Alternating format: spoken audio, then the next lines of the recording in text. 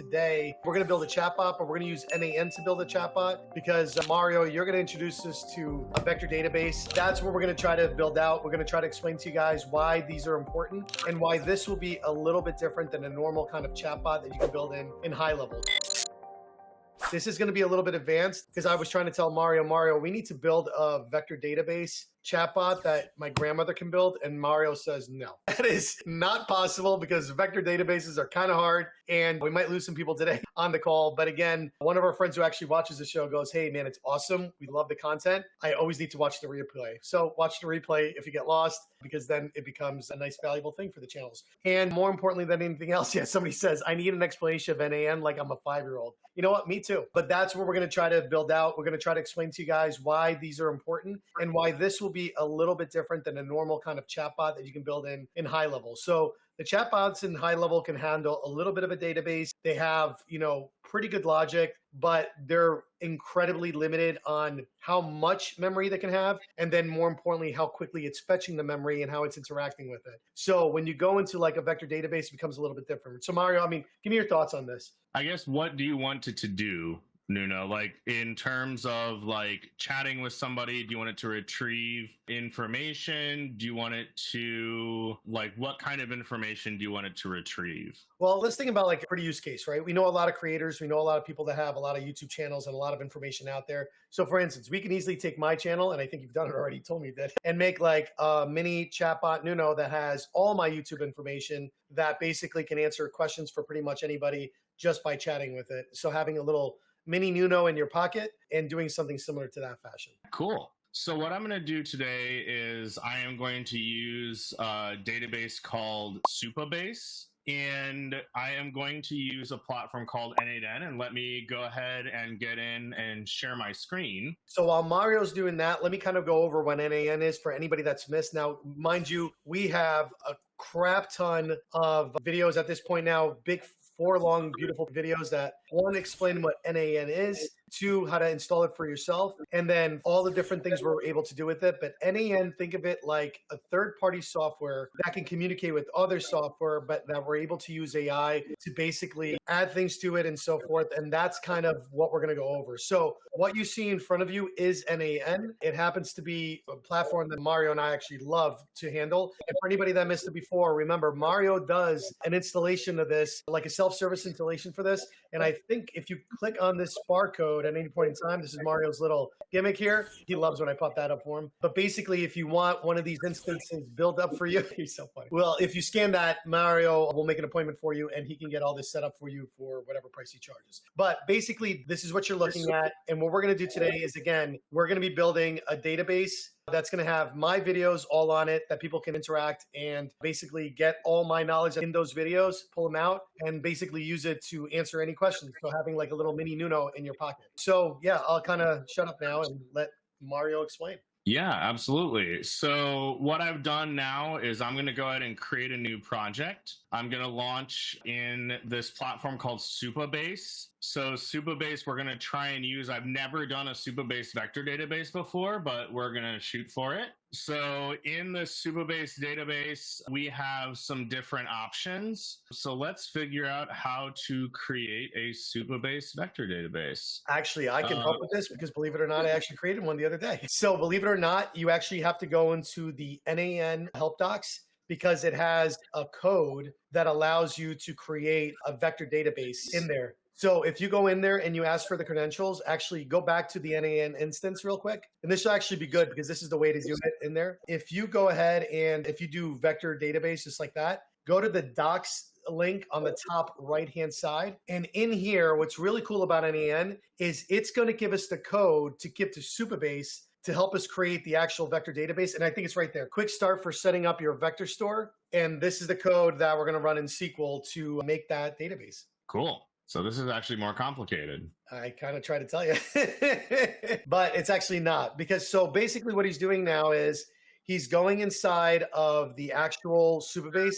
And basically what we're doing is we're giving Supabase a code that's going to create a base kind of database that we can store things in. Anybody doesn't know what a database is? Real simple. Think of it as a big like library that's able to grab, and we can grab and fetch stuff and put things into. And that's basically what it is. And what it's doing is it's now creating what we call documents that it's able to fetch back and forth. And you see it has ID, content, metadata, and embedding. All this means is that's how the information is going to go in, and that's how we're going to pull the information out when we need it. And the cool thing of it is we're not going to do that. AI in this system will. So just try to follow along. All that we've done so far is we created a little chat widget inside of NAN. We created an AI agent in the center. And now we went into Supabase, created a brand new project, and we put the code in what's called the SQL editor. Now with the SQL editor, it grabbed that stuff, and now we're just connecting this database to the actual NAN instance. That's pretty cool, man. I had no idea that it was that simple in Supabase. Oh, simpler. I can't tell if you're being sarcastic because my dumbness of this is like, I think we're doing the right thing. Yeah, no, that was super easy. So now we're going to copy the project URL. We're going to drop the project URL right there in the host, and we need a service role secret key. So we're going to come back into Supabase. I'm going to pause my screen share really quick. All right, let me reveal that key really quick and copy that key and paste that into the appropriate place. I'm going to share my screen again. And again, just remember, all we're doing right now is creating the place where we're going to store all this stuff in. That's literally it. So what we did is we created the storage area. We gave it some rules of how to store things. And now what Mario's doing is he's going in and he's adding the credentials for our system to connect to it so it can talk back and forth. Yep. We have our vector store agent, or we have our agent and we have our vector store, but we still have to put something in the vector store, right? So the easiest way to do that is going to be creating another workflow. So we're going to call this workflow chat with vector store, and we're going to save this. And the next one we're going to do is we're going to create a workflow, and we're going to call this upload to vector store. What we're going to do is we're going to use a trigger manually. We're going to go in and we're going to search Google Drive because that's the easiest way. We're going to download a file from Google Drive, and we're just going to pick an arbitrary file from Google Drive. So let me copy and paste some secret squirrel information in here. Bear with me 1 second. And now, again, the secret squirrel information is for everybody watching. All he's doing is basically going in there and he's grabbing credentials to log into his Google Drive that allows the system to now log into his Google Drive. So again, we have to do this in the back end because these are actual Google Drives and everything else. And as much as we love you all, we want to make sure you guys don't get all this stuff. All right. So this will go in there. Now, let me ask you a question real quick. With this, though, if I wanted to scrape a site, what would we do? Like if we wanted to scrape YouTube, that's super hard, right? Yeah, that's way more complex than you want me to try and teach you on Vibe Friday. So we'll go with just loading files for now. Got it. Yeah, because you have to fake being yourself. Then you have to scrape the video, download the video, transcribe the video, upload the video or transcription. There's a lot of pieces to it. Yeah, fun times. So what I'm going to do is I'm just going to pick an arbitrary file, which is going to be, let's do a basic guide of an RSS campaign, and let's test this step. And I want to see what this comes out as. So I'm going to download this. And okay, what I'm going to do next is I'm actually going to go into Google Drive and we're going to create a file because I want to make sure that it is the right one. So let's do, here's an AI knowledge base for Policy Pro CRM. We'll use that one. I am going to download this as a docx and then re-upload it as a docx just to make sure it's the right format. Again, this is more background work, guys. If you have these things in the right format and stuff like that. So now it's in the Word format. Now it's very easy to put that information in N8N. So I'm going to come back like in Word format, like Word, like the document Word, right? Exactly. Yeah. So Bev and anybody watching, so what we're doing is we're just loading information into that Google Drive so we can pull it. The YouTube channel is going to be a little harder to do on a live like setting like this. We'll probably create something where we show you guys how to do that. But what we're doing is we're loading files into a Google Drive to then upload to this magical database that can pull information at like the speed of light. And we're going to go over that a little bit. So I'm going to get this Supabase I'm going to add documents to the vector store. I'm going to go in and click documents. I'm going to go in and add an embedding. My embedding is going to be OpenAI. So what an embedding is it's how it's converted into, or how it's vectorized and put into Supabase. What's the vector style of 1536? Yeah.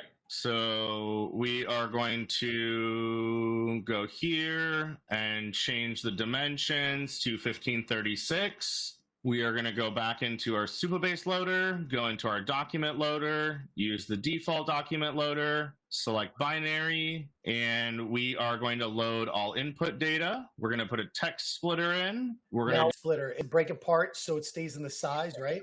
Yep. Yeah, so let me explain that a little bit. So what's really cool about vectors is, think of it like this. Think of a very advanced brain. And what we're doing is we're chunking the information, breaking it apart to reasonable sizes that allows the bot and the AI to read the batches very fast and being able to pull it. So instead of having like one big long document, what it does is it creates these little vectors or these little parts that are named the way that the robots like to see it, or the AI. And this is what allows it to read very fast. So it takes this big, massive amount of data, and you can load tons and tons and tons into it, breaks it apart, IDs it the right way, and then the AI, through like logic and numbers and all this kind of crazy algorithms and all this other crap, will go in and fetch the data really fast, put it into whatever you need, and it allows the AI to read massive amounts of data in a very, very short time frame. So unlike your bots that you're used to, that whenever, and anybody that's using AI right now, if you give it a big ass long document and you keep talking it back and forth, it starts losing its memory a little bit.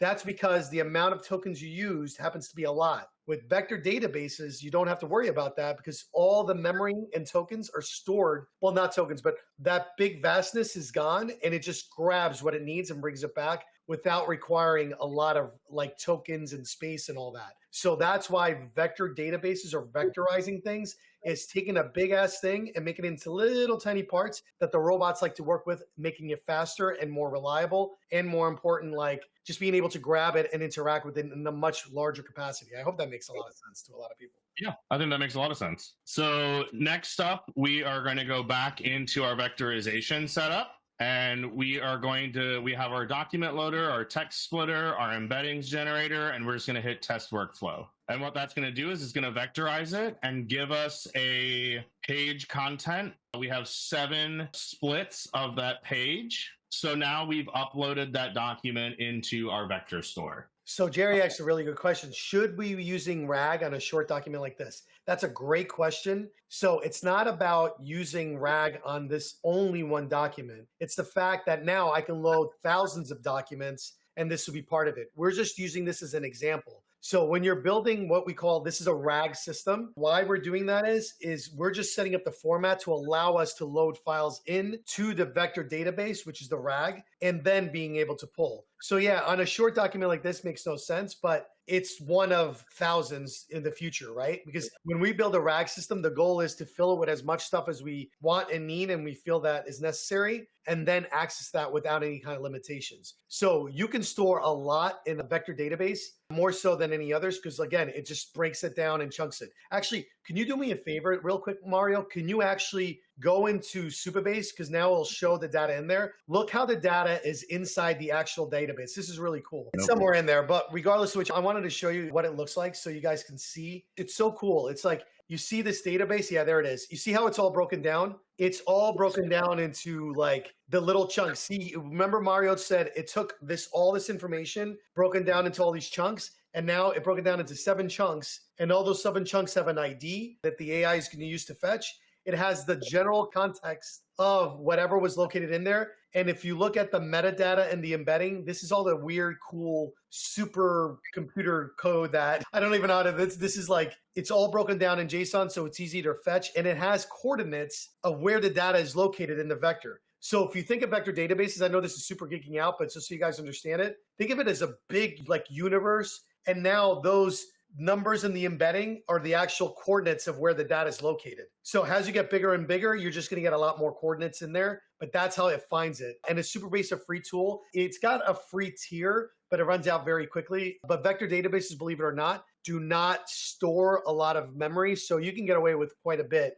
in there than you normally wouldn't. Yep. So now that we've uploaded to our vector store, what we're going to do is we're going to go back into our chat with the vector store. We're going to click on the Supabase vector store. We are going to retrieve from documents. We're going to name this retrieve documents. You are able to search this vector store for information and return it as asked by the user. That's a basic prompt. We're just going to set this to 100. We want to include the metadata. We're going to select an embedding, which is going to be the same embedding that we used last time. We're going to select our dimensions. Our dimensions are 1536.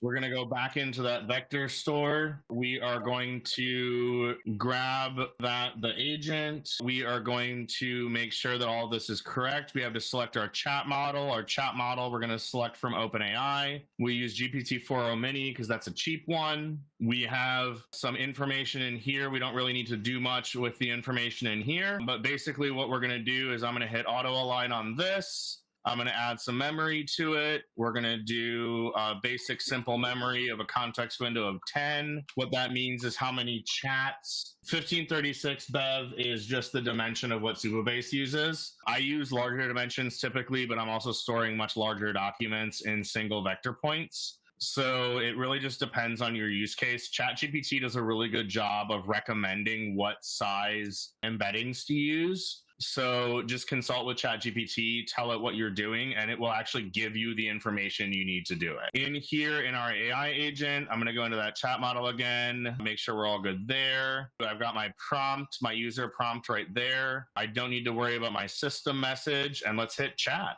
So I'm going to say, what information do you have in your vector database? And it says, I can't disclose the information. So let's see if it actually ran. It did not. So let's see why. Go in here, put in the system message. You're a helpful assistant armed with a vector database as a tool. Use that tool to answer any questions about the data you have in your store. If the user requests specific information, search the vector store for that information and return what is available. Let's test that again and see what it does. It should be calling the tool right now. So it did call the tool.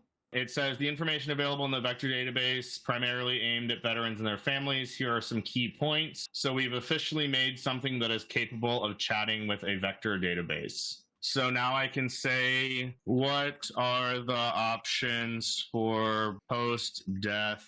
More of a topic on Friday. It's taken away from the Fridays, like because we're talking about death and all of a sudden. I just happened to pick a document that was talking about death. So it talks about, here are some options and information regarding post-death benefits and life insurance, particularly relevant to veterans and their families. Burial allowance, support services for spouses, national burials and cemeteries, financial considerations, and preparations for financial coverage. So the AI was not previously armed with that information. It didn't know anything about anything, and we gave it something in a vector store, and now it's armed with that information. All right, so let's take it a little bit further because a lot of people here, how do we make money with this, right? And there's a variety of ways to do this. The reason why NAN over, let's say, HighLevel, right? HighLevel is great for your quick chats for smaller businesses, right? You're talking about Tom's Plumbing, Mary's coaching services that maybe only has about 5 or 3 services. But all of a sudden, make believe you're now into the multi-corporate space, $1 million company that has maybe 500,000 documents on like corporate like bylaws and things you have to understand in the corporate space. They will not have the ability of using these other agents outside to do that, right? So for instance, I work for Capital One and Bank of America. Those are corporate companies, Fortune 100. They're not going to allow people to just go in using a third-party software to chat with either their customers or their internal documents. So here comes in, this is the way they did it before and the way they're doing it now. They'll build a vector database, take their 500,000 documents or whatever that is, shove it all into here, create a chatbot now that can search that very openly and easily using a vector database, because a vector database allows to take all that massive data, it gets mapped, puts a little context for the bot to find, and now it can search those documents a little bit easier. Now you have a very refined, confined chatbot that can be used internally as, like, let's say, an employee care bot. It can be used as externally for a very complex company like a Fortune 100 company. And now it's got very secure data because it all sits behind a database that is secured by a secret key and a server, and it's trapped in there. Now, obviously, there'll be even more security added to big Fortune 100 companies, right? So you could do that. The other benefit of doing it inside of here is if I'm running my own instance, or again, you let Mario build you an instance of NAN for yourself and you're running in your own server, how many of these bots can I have, Mario? As many as you want. And the only thing I end up paying for is the extra databases, because you do have to pay for the database space. I believe, I don't know which one is more expensive, Pinecone or Supabase. I've done both, but I haven't maxed out the memory, so I'm really not 100% sure. But they charge you per server instance. So you can have a server that can hold many instances and many tables, but it gets a little complex, and that gets into all kinds of science that we really don't want to get into. But for anybody that's looking for a solution that's more of a confined bot, or maybe even for yourselves, right? Some of you guys are creators. You have courses that have over 100 videos. 100 videos, that's a lot of transcription. That's very tough for a normal chatbot, let's say in ChatGPT or in anywhere else to hold. Hence, you come in here and you create a vector database. Now, in another account, and maybe I'll show it off and I'll kind of show you guys what I'm using. I've transcribed my own videos. Now I'm actually running into a snag that I'm having Mario help me with. But what I'm trying to do, I have over 324 videos on YouTube. I want to make it, like, I want the bot to be as accurate as possible because it's my content. And I want to give it to all my students. I want to give it to people in my free community. So the ability of them conversing with me and doing whatever they can. But I want it behind my paywall, and I don't want to put it on ChatGPT, right? Where somebody can just copy the link and access it. This one, what's really cool about that chat widget. Now, Mario, how can I embed that chat widget? Can you show us that real quick? Yeah, absolutely. So it's super easy. You can either embed it or self-host it. So you just check make publicly available, select hosted chat, turn the scenario on, and then click the link, and then here's your chat. Now, is there a way to embed that anywhere, like where we can embed it on a page? Yeah, absolutely. So in your scenario, if you select embedded and then you click here, when you click here, it's going to give you all of the information you need to embed that chat. So you would simply select this, go into HighLevel, for example, go into sites, go into, we're just going to use any sign up free offer. And actually, let's create a new funnel. We're going to create a new funnel and call this My Awesome Vibe Friday. We're going to create this. We're going to add a new step and call this Embedded Chatbot. We are going to create this funnel step. We're going to go and create from blank. And all we're going to do is we're going to put in a little bit of HTML/JavaScript. So we're going to go to code, open my code editor. We're going to copy this URL out of here, go back in here, hit save, and hit preview. And let's see if it shows up. It does not, so we're missing a step. So we're going to come down here and see what step we're missing. So we've got some options. We need this right here. We're going to come back in here to the page editor, edit this page. I am just going to paste that and then go back and really quickly paste that webhook URL, save that. And here is our embedded chat widget. There you go. Pretty darn cool. So Mario, let's take a look at mine because mine is broken. Now, mind you, I'm pretty decent. I mean, I'm not the level that Mario is on NAN. I am learning pretty quickly though. So hopefully by the next, Mario's epic energy on this. But basically what I'm trying to do is what I mentioned. So we showed you how to create a vector database. We showed you how to put information in, and we showed you how to access that information through a chatbot. Remember, that's two different things. One stores the information, one grabs the information in a chat-like way so we can communicate back and forth. What I'm trying to do is I'm trying to pull my entire YouTube channel and gather it all in and put it into a vector store. Very hard to do. And I'm going to kind of go over what my theory is and what I'm running into as far as a problem. Now, here's the thing, and I've been doing this live with quite a few instances, and it's funny. I don't know if Mario can account to this. For any tech guys building things live, something always breaks and it's hard to figure out, and we always try to get it by the time the lesson finishes. But what happens on live is sometimes we have to figure things out, and every now and again, technology just breaks, or you run into a snag where you have to decode it, figure it out, or you're missing a step where something doesn't make sense, right? So that's kind of where I'm at. So you're actually going to watch Mario here help me debug this a little bit, and I'm going to kind of show you my workflow. And I'll walk you through why we're doing this. It's a little bit harder and different for YouTube. So again, just bear with me, right? Because I'm going to show you guys this. So we're going to come over here and we are going to go to our YouTube. Now, mind you, I am trying 30 different ways on how to do this. And this is one of many. I think this is it. Well, we can use this. So the way it works is this, right? There is a tool out there. It's called Apify, right? This is like the newbie tool. I know Mario knows of a very much more advanced and easier way. But Apify.com is basically a whole bunch of scrapers that you can use to scrape like anything that you can possibly imagine. Everything from TikTok to Google Maps to Instagram to Amazon. I mean, literally, there's a scraper literally for everything. And what happens is that I found two of them, right? So I'm just going to log in. One of them is it goes in and extracts all my YouTube content and all my videos. And the other one actually does transcripts. And as you can see, it's nothing. It charges me 50 cents for every 1,000 videos. And for 1,000 transcripts, it charges me $7.50. Ridiculously reasonable if you really think what it's saying, right? 1,000 transcripts for $7, I'll do that every day. However, there is one massive limitation. When you get Apify as a service, right, and I'm pretty cheap, what happens is depending on the bill that you have, you will get a certain amount of actors. Actors are the bots that go and grab the things. When it comes to Apify, 9 times out of 10, it will only have basic, most minimal amount of actors, and they can only give me 32. So what happens is every time I run this, it only allows me to do it like 10 at a time. So it grabs 160 videos, and then to transcribe, it has to be able to transcribe the videos like only 10 at a time in order for it to fully load. And obviously, this is where I'm completely breaking. So not getting the videos. So I'm going to do a test workflow now. It's going to go, and it's obviously going to take a time because it's now like grabbing my entire YouTube channel. And what's really cool about it is you can script as many channels as you want. Again, the limitation of Apify, unless you're going with a very big premium plan, is based on the plan that you get in the tier, they only allow you a certain amount of actors. This part only takes 1 actor, but that's not the tough part. The tough part is getting the transcripts. It only allows 32 actors at the same exact time. And then I have to figure out a way that, okay, great, I got 160 videos. How do I get only 10 of those videos to transcript all the time? So then I don't go over my limit of the 32 actors. Does that make sense, Mario? Yeah. So I think my theory is right. So my theory of how to fix this is I put a loop in here. That's basically going to take the 160 that are going to come out of here, hopefully, if this thing works right. And see, it pulled 160. It's now pulling 10. It's getting the transcripts of 10 items.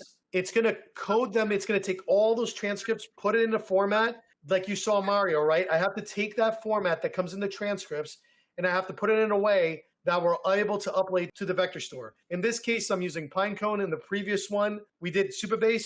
Honestly, I don't know what the difference is, Mario. I think both are pretty decent. I really don't think there's a massive difference in which one you use. And basically, it's going to feed it into there. Now, what it's doing right now, it's grabbing the 10 transcripts. Actually, that moved a lot quicker than I thought it did. And it's creating text files that now, just like Mario did, remember when he created the Google Drive? It's making text files, storing them all in the Google Drive. Then it's going to grab each of those text files and shove it back in to the Pinecone vector database. Then it's going to wait like 2 to 3 minutes just to kind of give it a little breathing room and then shove it back into the loop to do the next 10 items. Problem that I'm having, Mario, aside from this not fully completing, is that it loops the same 10 items over and over again. So I don't know how to fix that. Why would it loop? I have no idea. So I knew no needs to start drinking at night. So see, all 10 are loaded. If you guys saw the document loader, there's a text splitter. It's embedding. It's pushing into the vector database.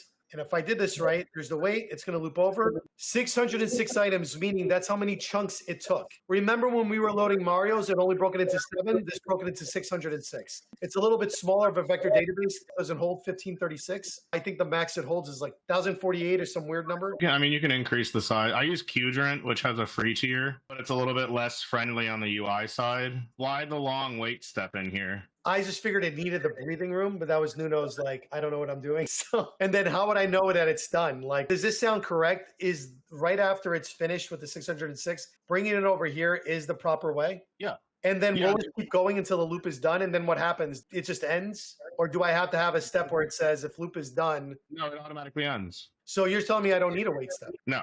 Darn it. Because the actors are already dead. Like, Got as it. soon as the get transcript finishes, the actors are done. Yeah, so everybody's like saying, do we need a counter? But we technically don't need a counter, guys, because look, the transcript pulled in 160 files, right? The counter is here. It's going to loop until those 160 are done. So we technically won't need a counter because it automatically has the counter. The counter is 160. So we're good there. Yeah. And I thought we needed a counter because I thought I needed to give the space to the actors in order to do it. But you're saying that's already happened. Yeah. All right. So is there a way I can remove that wait and then just send it right over there? Yeah, just delete the wait. Right click, delete the wait step. Just right click, delete. Yeah.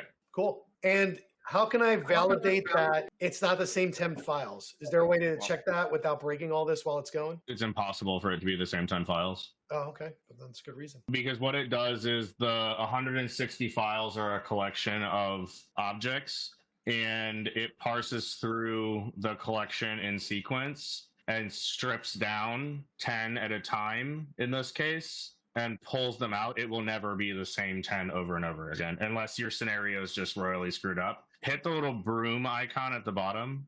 Yeah, it won't be the same 10 objects. Oh, cool. All right. Oh, that little broom was, I didn't know we could do that. This is your scenario for you, so it's easier to read. And just so you guys see, what I'll do is I'm going to go into, I can't remember where exactly I put it, but let me see. I believe it's NAX text documents for bots. So I'm going to go into Drive, and I should see in my Drive, in that particular folder, all these little tiny text files filled with information, right? So I'm going to go to my Drive, and I have an NEN drive where I'm doing all my projects. Come in here, and I have a little text document in here. So in this text document for the bots, you see, these are all the little files it's creating. You guys see that? And it's doing it in a way that it can hold it. And not only am I creating the whole database as it's going through, right? And now it just keeps on running. Did it stop running? Uh-oh. See, it stopped running at 2. Yeah, because you deleted the wait step. You got to rerun it.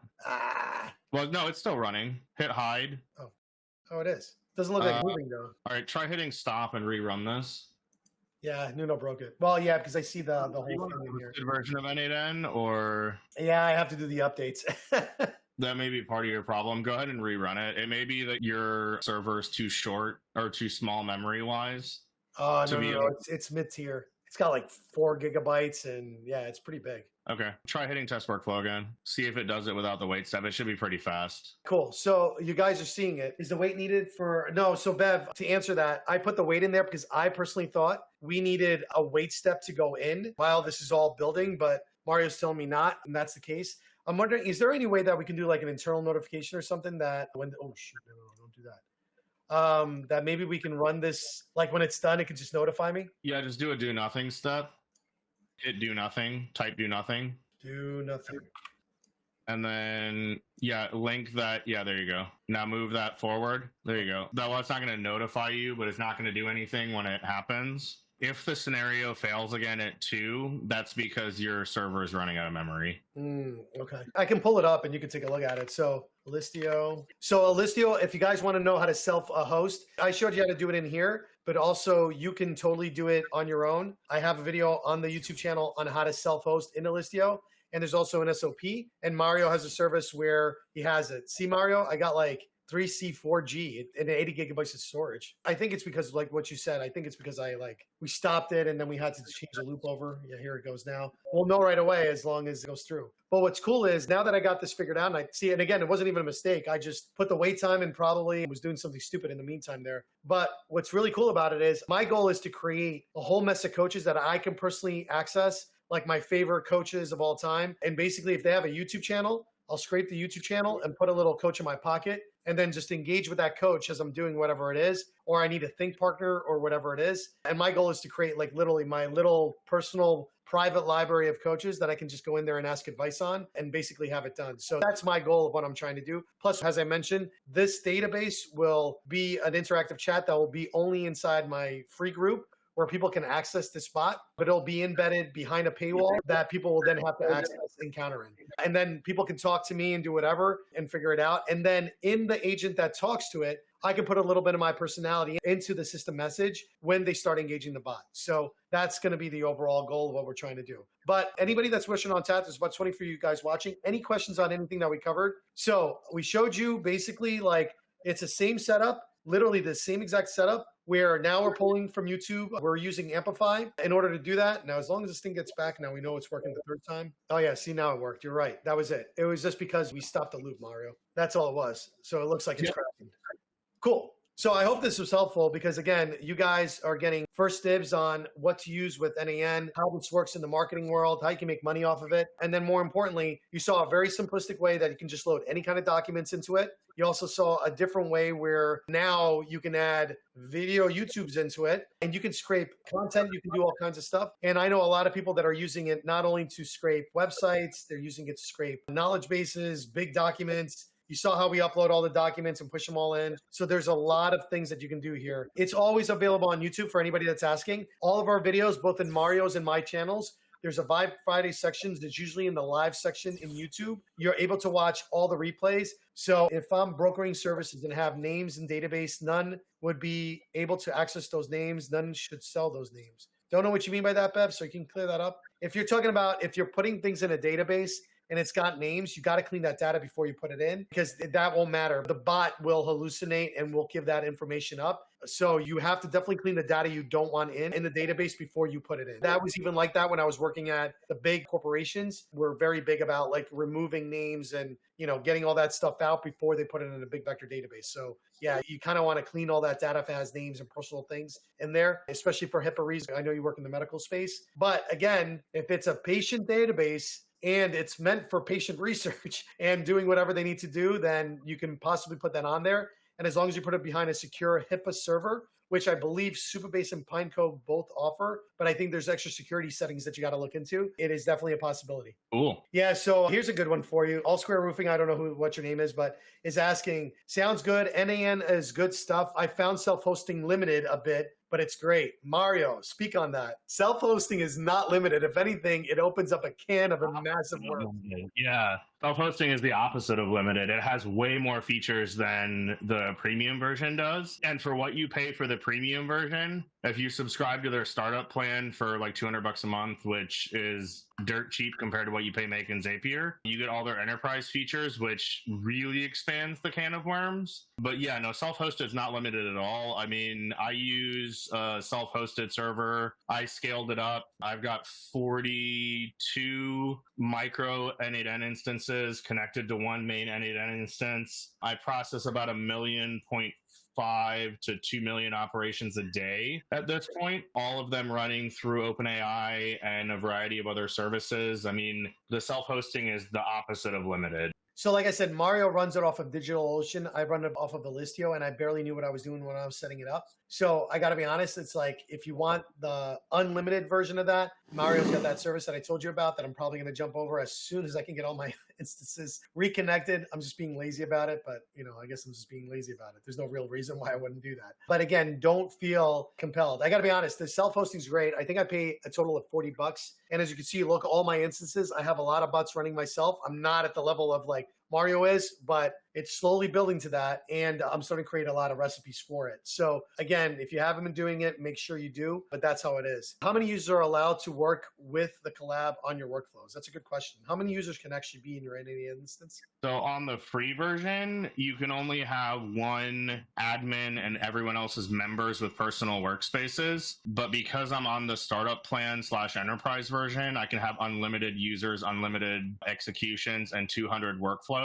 But I also, like, again, my server, I'm processing 1.5 to 2 million operations a day. So my server is a little bit different than most people's, but on the community version, you are correct. You do have to have different members associated with different projects, but there is a way around it that I can show you in the database where you can add additional owners to collaborate on workflows. Cool. And Bev's asking, where do we find the info to move to Mario's server? Scan that code that I just put on the screen for anybody that wants to have that service, not only move onto a server, but have them set up your server. So for your NAN instance. So that's it. So other than that, guys, hope you enjoyed it. Again, this will be on YouTube. So if you guys got to watch the replay, and that's it for Vibe. Fab Fridays. You know, I got to like my voice not crack on that. All right. So take it easy, guys, and we'll see you next week. All right. Thank you, everybody.